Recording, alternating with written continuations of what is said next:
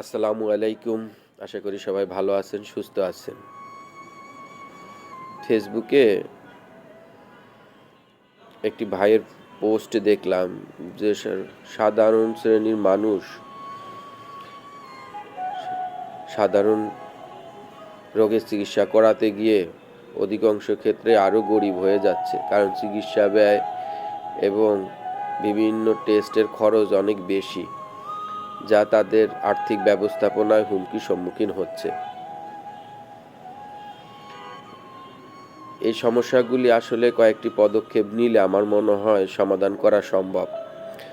সরকারি স্বাস্থ্যসেবার প্রসার নিশ্চিত করা, সরকারি হাসপাতাল এবং ক্লিনিকগুলিতে যাতে সুলভ মূল্যে সহজলভ্যভাবে সাধারণ মানুষ চিকিৎসা করাতে পারে, বিশেষ করে গ্রামীণ ও অত্যন্ত প্রত্যন্ত অঞ্চলে স্বাস্থ্যসেবার সুযোগ বাড়াতে হবে। স্বাস্থ্য বিমা এটা চালু করতে পারে সর্বসাধারণের জন্য, বিশেষ করে গরিব মানুষ যাতে কম খরচে তারা এই সুবিধা নিতে পারে। এছাড়া সচেতনতা বৃদ্ধি করতে হবে সাধারণ মানুষের মধ্যে, ফলে কি হবে, তারা পুষ্টিযুক্ত খাবার খেতে পারবে, ওষুধের যাতে অপব্যবহার এড়াতে পারবে এবং রোগ প্রতিরোধক্ষম যেসব টিকা আছে এইসব টিকা তারা দিতে পারবে। এছাড়া প্রাথমিক চিকিৎসার ব্যবস্থা করা, বিশেষ করে গ্রাম অঞ্চলে। হঠাৎ করে অনেক সময় দেখা যায় যে মানুষ অসুস্থ হয়ে পড়ে।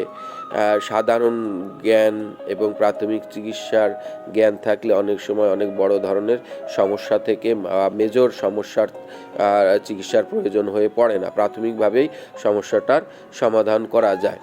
এছাড়া ফার্মাসিউটিক্যাল শিল্পের নিয়ন্ত্রণ আনতে হবে, বিশেষ করে ওষুধের দামটা নিয়ন্ত্রণ আনা দরকার এবং নকল ঔষধ যাতে বাজারে সরবরাহ না করতে পারে সেদিকে সকলকে সচেতন হতে হবে, সরকারকেও সচেতন হতে হবে এবং সাশ্রয়ী মূল্যে জেনেরিক ঔষধ সরবরাহ করার প্রয়োজনীয়তা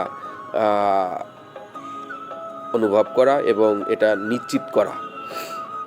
এছাড়া এনজিও এবং বেসরকারি বিভিন্ন উদ্যোগে বিভিন্ন প্রতিষ্ঠানে কম খরচে যাতে স্বাস্থ্যসেবা সাধারণ মানুষ পায় সেইটাকে নিশ্চিত করতে হবে। এই কার্যক্রমগুলি যদি সঠিকভাবে পালন করা যায় তাহলে আমার মনে হয় স্বাস্থ্য সেবা সাধারণ মানুষ অতি অল্প খরচেই নিশ্চিত করবে।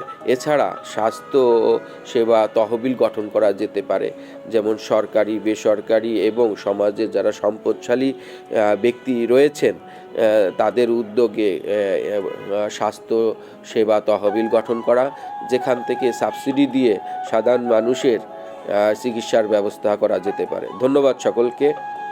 আল্লাহ হাফেজ। ভালো থাকবেন, সুস্থ থাকবেন।